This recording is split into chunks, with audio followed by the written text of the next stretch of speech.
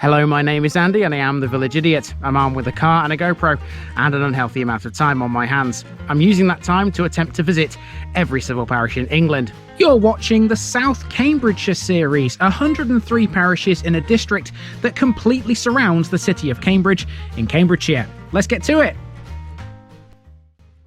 Hello folks, welcome back to South Cambridgeshire for the first time since at least a year and a half ago. I can't remember the last time I was down here. I remember the last episode I did though, and that was Hochinton. Well, now we're going to continue our way through the rest of the 103 parishes there are down here. I've got a nice run of 8 for you between now and Christmas, and this is the first one of said 8. Welcome to Oakington and Westwick.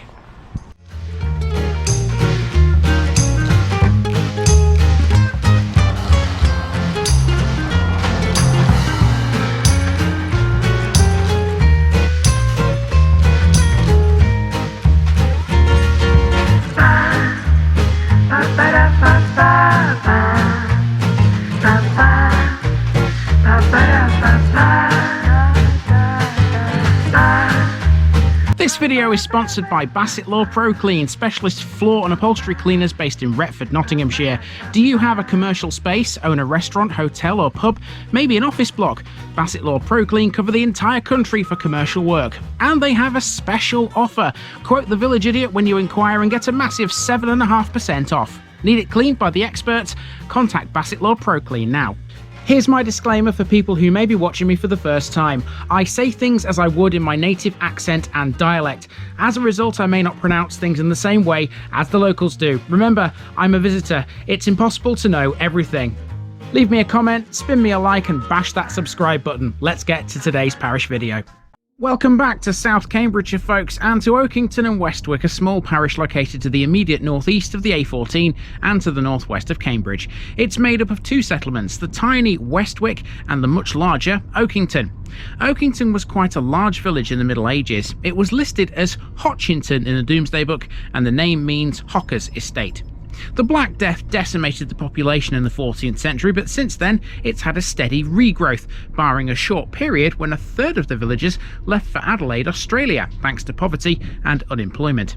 Today, the combined settlements of Oakington and Westwick have around 1,400 residents.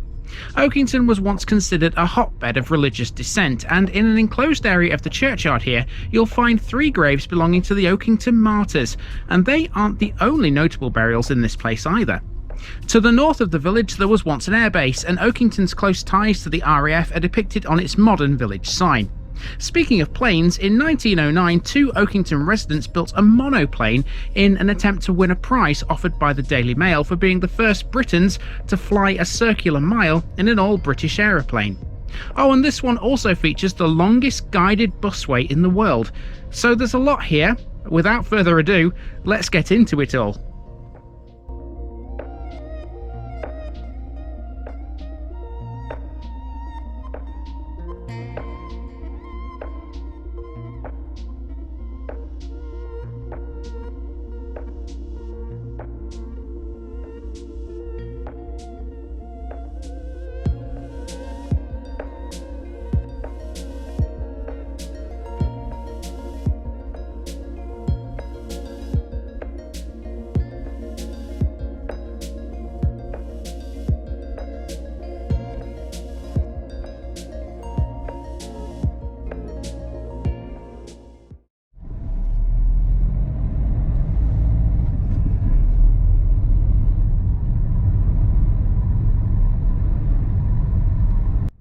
Our main walk today is around Oakington, but let's get Westwick out of the way first. This is a tiny hamlet laid out along one straight road leading northeast towards Cottenham. Oakington and Westwick have been paired together for centuries, and Westwick has always relied on its bigger brother for amenities, most notably its church. Westwick's most notable landmarks include the Busy Bees Nursery School and the Franklin and Bailey Photography and Makeup Studios, located inside an old granary. This drive also takes us over a stream called the Beck Brook. The road passes over it thanks to a bridge that was built in 2006 to replace a former 150-year-old structure. There are several patches of earthworks in the fields to the north of Westwick, but they're all on private land. They suggest at one time it was a much larger settlement. The boundary between Westwick and Oakington is marked by an unusual strip of concrete, which is traffic lighted, and here we'll make a stop to check out what that is.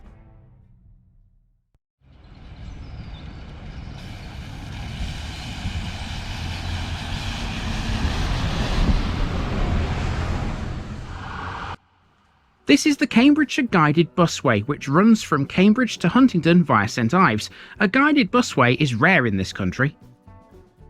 In fact, we've only ever had 2 of them, and one of them is now closed. It was in Birmingham and it ran for just 3 years. The Cambridgeshire busway is the longest of its kind in the world. It has 2 sections, which together total 16 miles.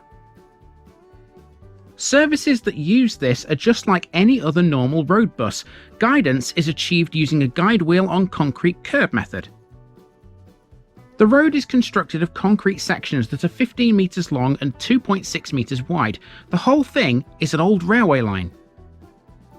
The line in question was the former Cambridge and Huntingdon Railway, which ran through stations at Oakington, Longstanton and Hochinton.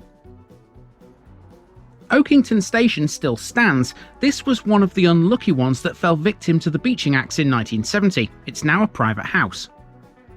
It was opened in 1847. You can still clearly see the old railway platform, but the busway uses modern, lower and shallower ones.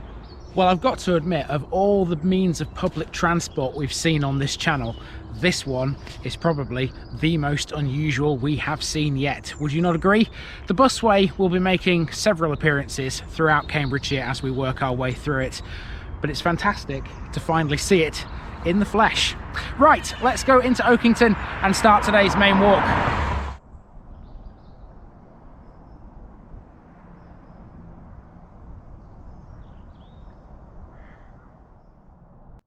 Our start point is Queen's Way, and at the end of it is Oakington's local playing field, playground and recreational space. This is the Pavilion, a multi-purpose venue which has many sports facilities and functions in much the same way as a village hall does. It might look quite appealing, pretty and well maintained now, however this whole area was once a massive burial ground. In 1938, a Saxon cemetery was discovered where I'm standing right now. Several graves were found and it's been excavated since. In 1993 and 2012, parts of it were dug up, revealing some truly amazing finds. There were at least 25 graves found as well as a cremation. This photo on the information board shows the work taking place. One of the graves found here was that of a woman buried with a cow. The woman in question was buried in 500 AD, a date which is referenced on this iron monument. Of all the finds, her grave was the most significant. That's because it was the first of its kind ever to be found in Europe. It put Oakington on the map as it was reported in the national press. It's doubtful the woman herself was a person of significance though. As for the cow, it appears it was sacrificed. The graves are commemorated by way of this new build street, Saxon Close, which is just around the corner off Water Lane. Now, while we're on the subject of burials, also down Queen's Way at the back of the playing field and the pavilion, you will find the modern day cemetery. And we're not done with all things burials just yet, because now we're going to head up towards the church, where you'll find a little area that's got 3 graves in particular, and they are what we're interested in next.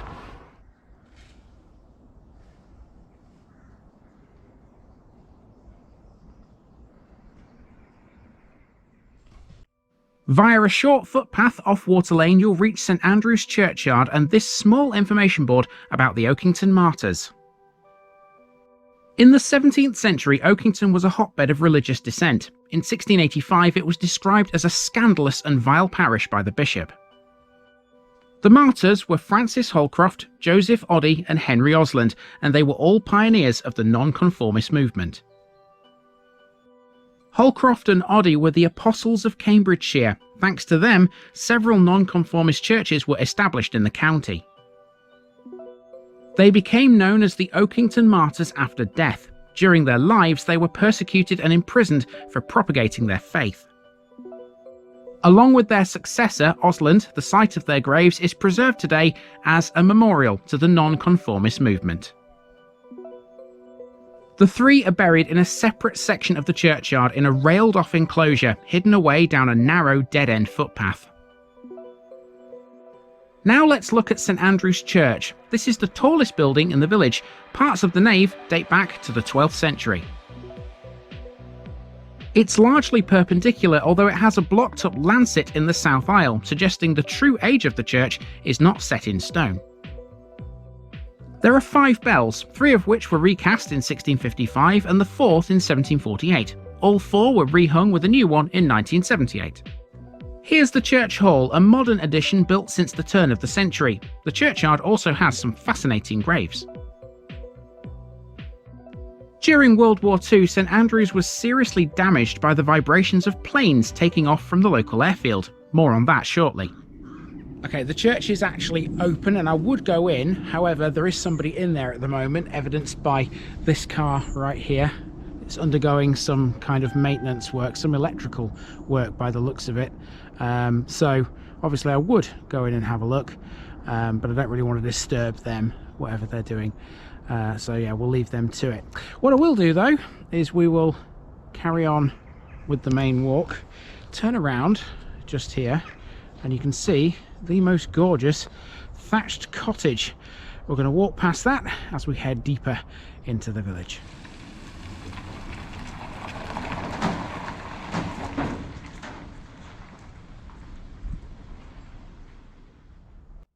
Oakington is primarily made up of 4 main streets: Water Lane, which we've already met, Coles Lane, Longstanton Road and the High Street. This is the latter, and we're looking southwest here down it towards Coles Lane. This was originally the road the village grew up on. Despite the modern busway, service buses still come through the village. The one that's passing us here is the number 6 to Cambridge. There are several houses along here which date back centuries, but Oakington doesn't have one uniform housing style. There are plenty of thatched properties, and that's a theme in this part of Cambridgeshire. Not all of them were originally houses either. This one, for example, used to be the Lion and Lamb pub, first noted in records in 1834. In 1909, this became the house it is today. Now we're about to turn onto Coles Lane as we head for the eastern end of Oakington. Like the High Street, this too is greatly residential. Coles Lane does its bit though to preserve non-conformist preaching by way of its name. The road is named after William Coles. William Coles came from Cottenham, and by all accounts he was a magnificent preacher, a good storyteller and full of humour. It would be impossible to record all the names of Oakington's preachers, but Coles was considered the giant amongst them all.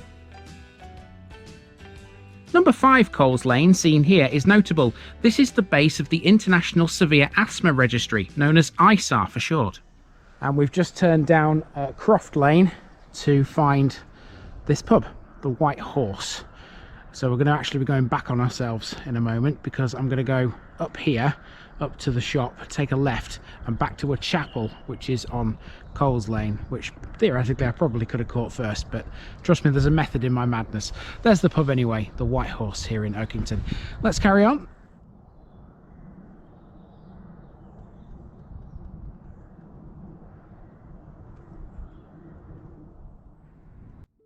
The White Horse is the only pub remaining in the village. It was first recorded in the 1750s, but was rebuilt in 1805 after a fire.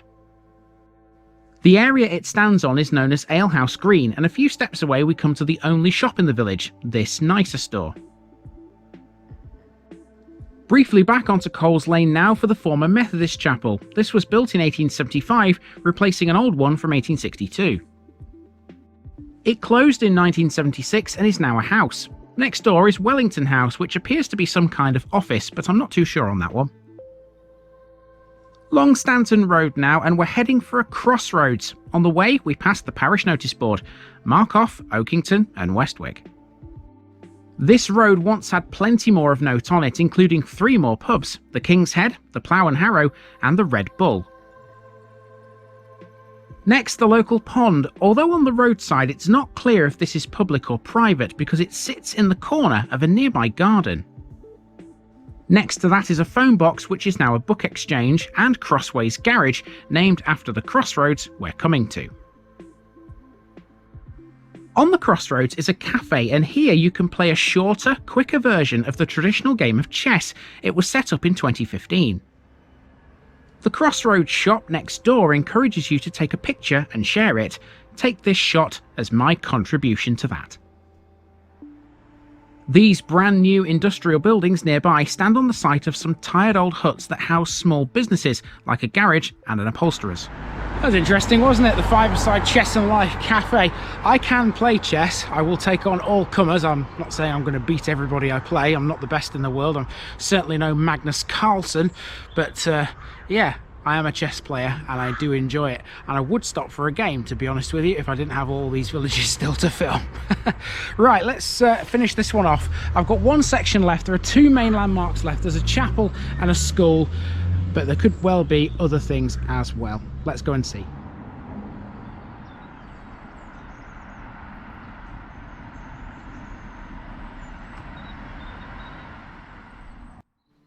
Water Lane now. Oakington's post office can be found at the nicer store on Longstanton Road, but the old post office was in this house on the left.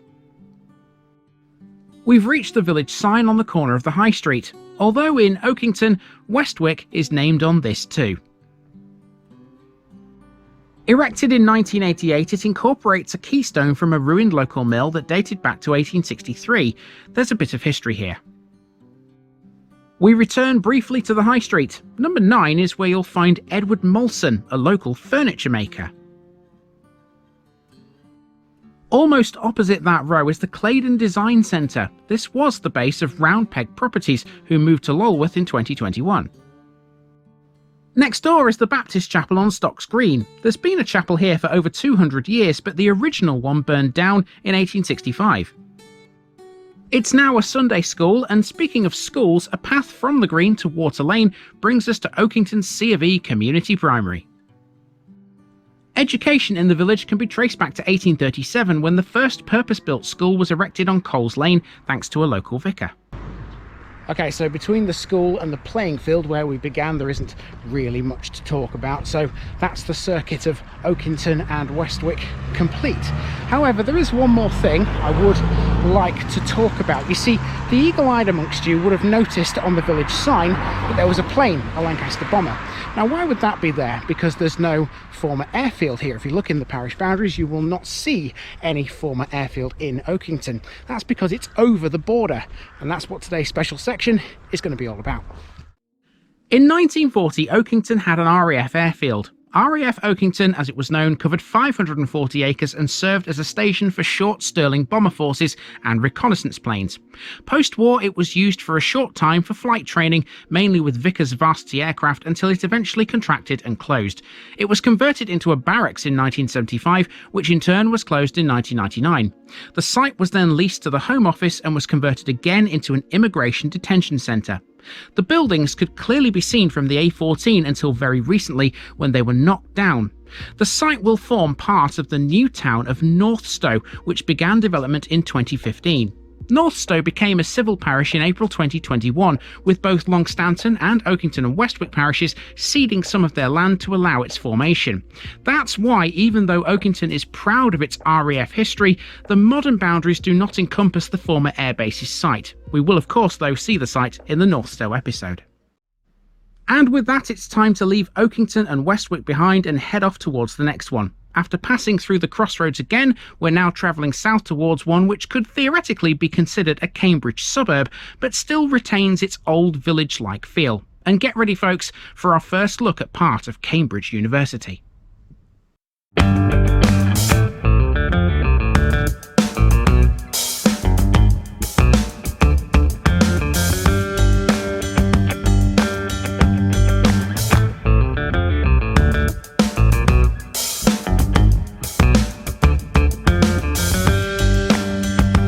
Thanks for watching this video, folks. Don't forget to like this episode if you haven't already. It really makes a difference with YouTube. If you're new here, subscribe to the channel for more videos like this, and give us a share too if you've got friends who'd like it. You can find all the links to my social media accounts below, as well as my Buy Me a Coffee page where you can donate to the channel. Also, if you've enjoyed this episode, have a look at some more videos in this series. Until next time, I've been Andy, also known as the Village Idiot, and I'm out.